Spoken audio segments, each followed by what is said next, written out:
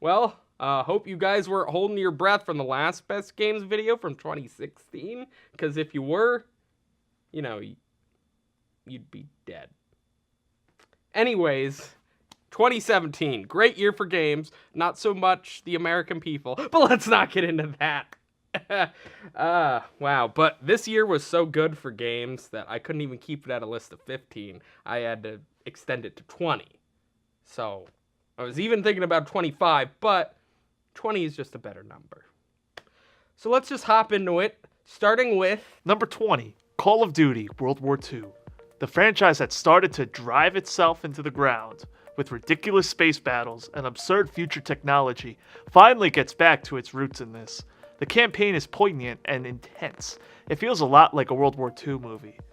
The multiplayer doesn't do anything too new and exciting, so nothing really to report there. I'd rank it higher, but the campaign's kind of short, and it's Call of Duty, so there isn't too much to get excited about, especially when you hold it up to last year's Battlefield 1. Number 19, For Honor. While this game did have a flawed release, and I eventually got so frustrated with how the online servers were handled that I stopped playing, this was still a lot of fun to play, even if it was extremely historically inaccurate. I always wanted an online game where you couldn't get instantly picked off by a sniper or stealth killed by some sneaky bastard. In this, every battle with every player can get very intense. The story is pretty interesting. How these three different cultures, knights, Vikings, and samurai, are brought together and have to fight it out. Nothing to write home about, but for a game mostly focused on multiplayer, at least it gave us something. Number 18, Destiny 2.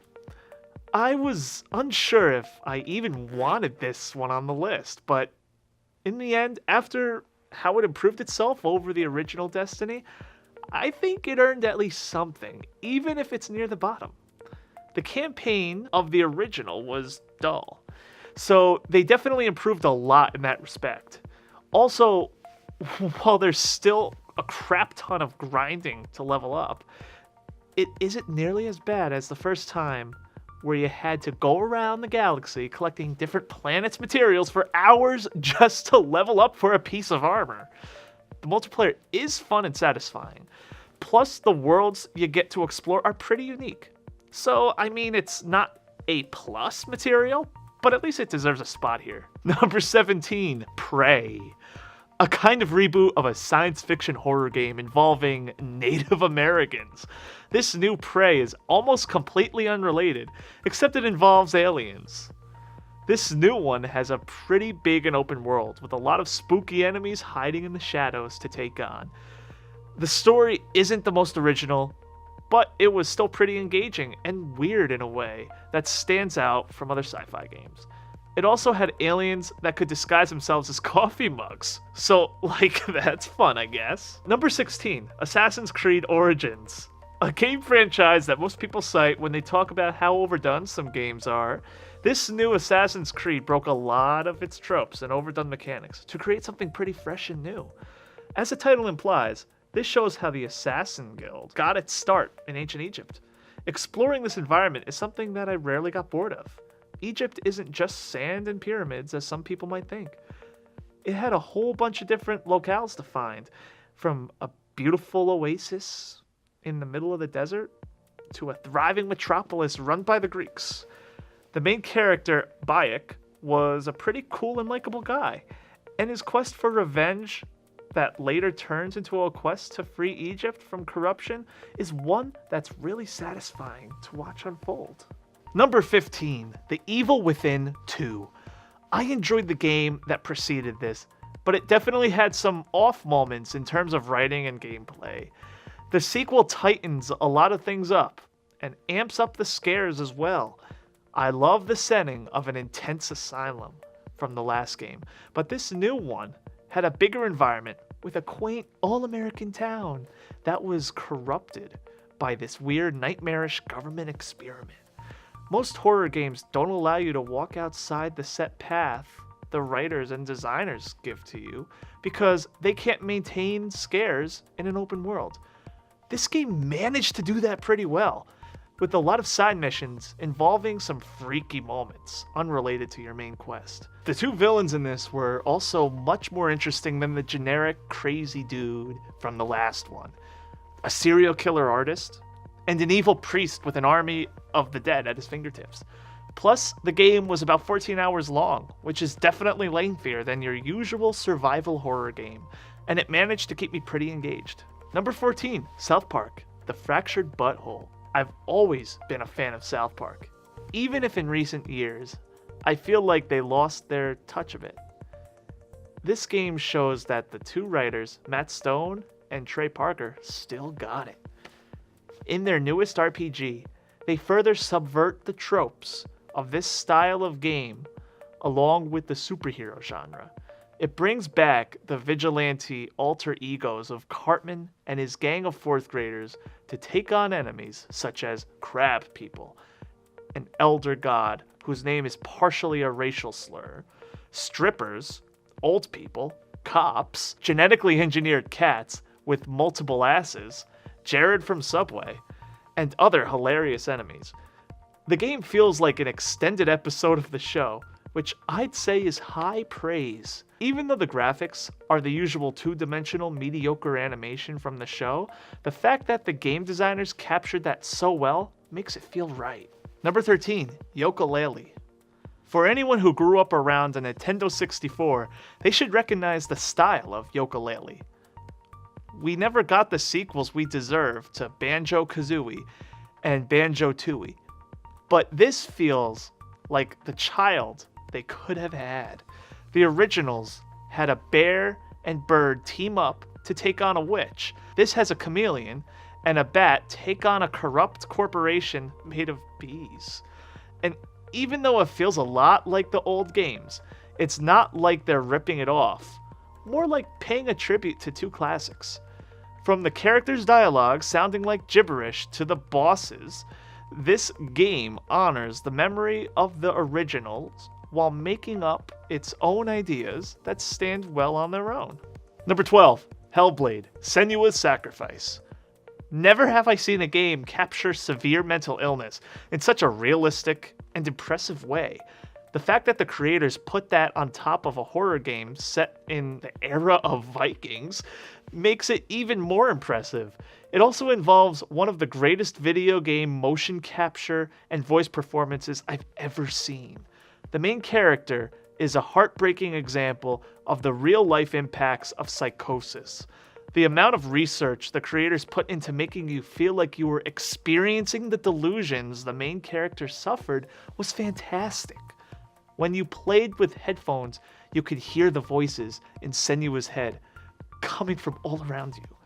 The only reason this isn't higher on the list is because it was kind of short and the combat and puzzles felt somewhat repetitive at times. Still though, the story managed to keep me invested the whole time. Number 11, Night in the Woods. A cute little game you might not expect to see on a list with such high budget productions.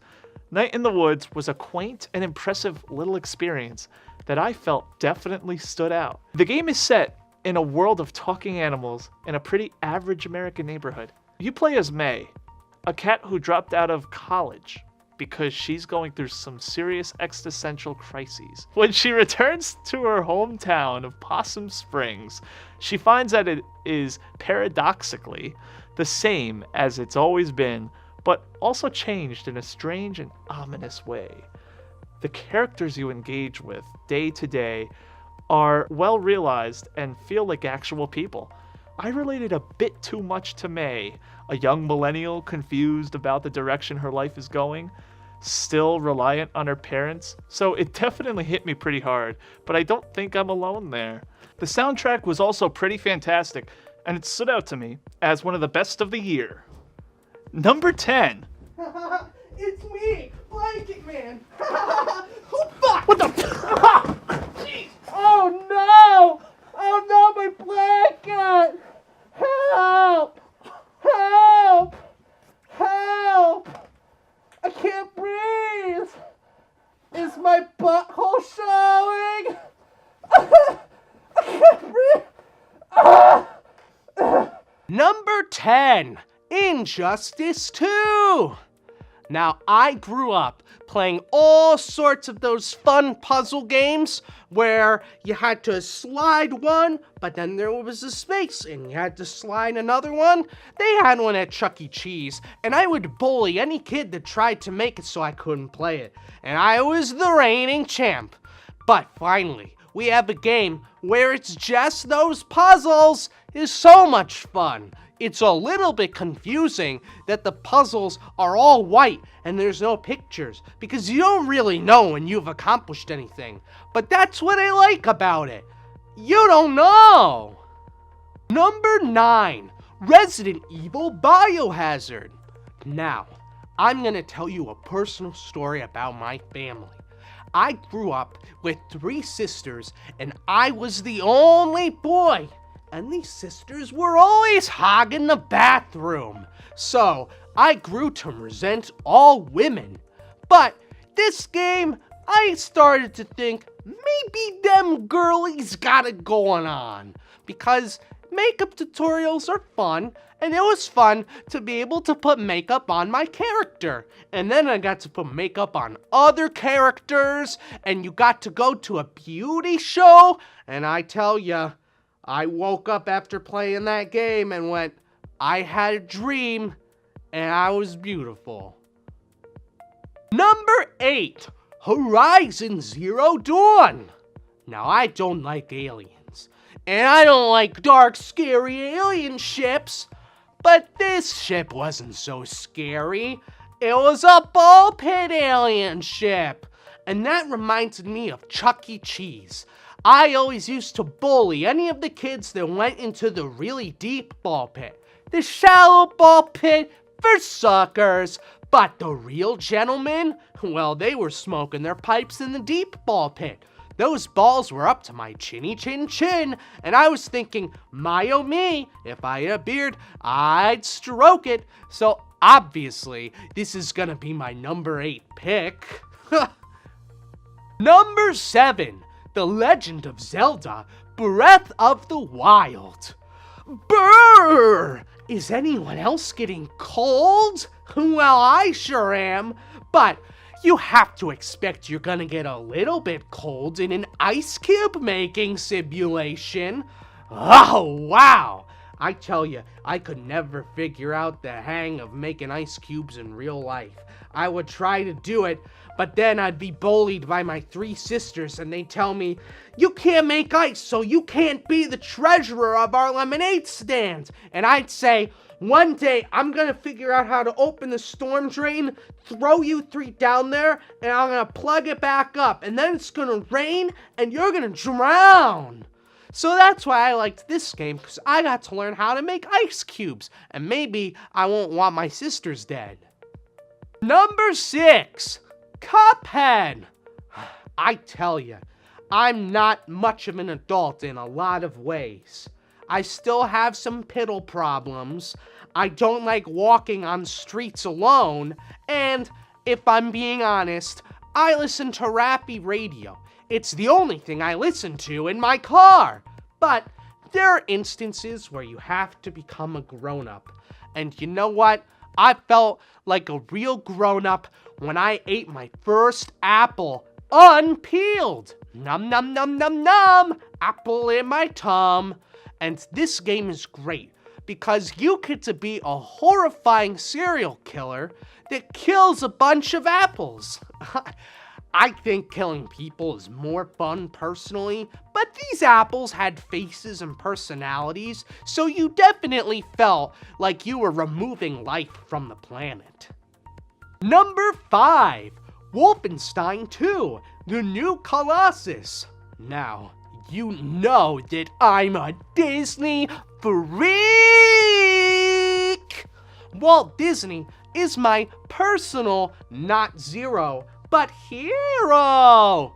But one movie of his that I thought kinda missed the mark was Peter Pan. And finally, we have a video game version of Peter Pan, and I tell ya, way better than that stinky movie. I loved how you could just fly around as Peter Pan and you could kidnap everyone's shadows. And once you had enough shadows, you could power up your dark soul. And when you had a dark soul, you could go around and you could make people cry forever. They'd never stop. And we all know that eventually you will stop, because you'll dehydrate yourself and plop, down you go. So Peter Pan, to me, finally felt like the classic novel. Number 4, Neo. If I'm being honest, my instinct is to say, stay away from this game! Don't even play it! But I have to be an honest critic. Horses are nice. Riding horses can be a pleasurable experience. Just because a horse one time bit me in the penis when I was sleeping doesn't mean that all horse-based media is bad by nature. I can learn to love horse games, and it's okay that I only have one testicle because of a horse named Buttercup. Number 3, Super Mario Odyssey. You hear that? It's the sound of rock and roll. But are you feeling a little spooked out? Of course you are. There's spooky monsters. All your favorite iconic Halloween monsters are here to form the Halloween band. It's so great. I loved Guitar Hero and I loved Band Hero. But this is just even better because I've always been thinking, what am I supposed to play for Halloween? Well, now I have a spooky musical treat every October 31st. So when children are ringing my doorbell, I'm going to open that door and say, you should come on inside and play games with me. And I hope they join me. Number 2, Persona 5. One of my... Did you hear that? My tummy is rumbling. Mother! Mother! When will my fries be done? Mom? Mom? I just want French fries. I'd put the French fries on my plate, and I'd squirt ketchup. Because that's how you're supposed to eat French fries. And sometimes I would take 2. And I like them crinkle cut. I would just dip them in the ketchup. I'd put them in my mouth. And I'd chew. And it'd be really good. But sometimes they're not crinkle cut fries. And sometimes just have horseradish instead of ketchup. But it's okay, Mommy would say, and she'd kiss you on your chin. And she'd make you feel like a big boy. That's all I want. I just want my fries.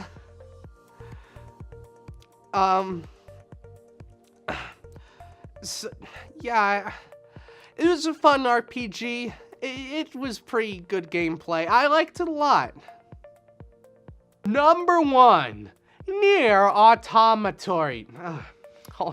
Number 1, Nier Automata. Whoops. Number 1, Nier Automata. Nier Automata. No! Number 1, Nier. Number 1, Nier Automata. Why do I keep saying Automata? Number 1, Nier Automata. No. Number 1, Nier.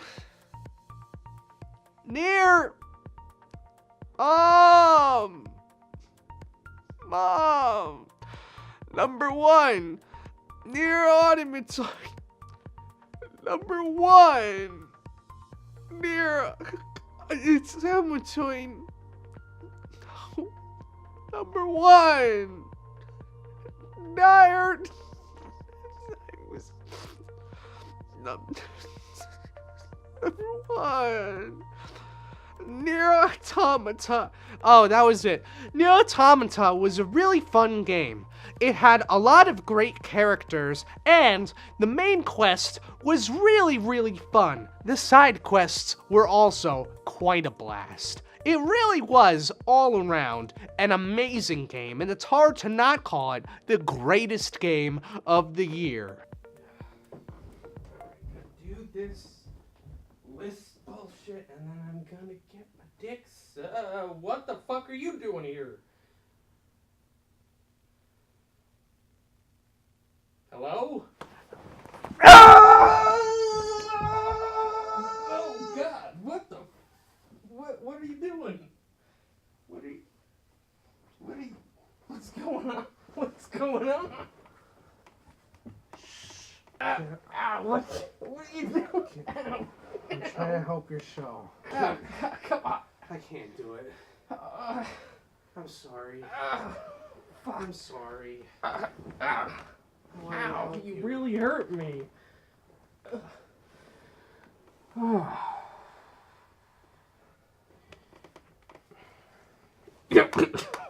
What's going on? Oh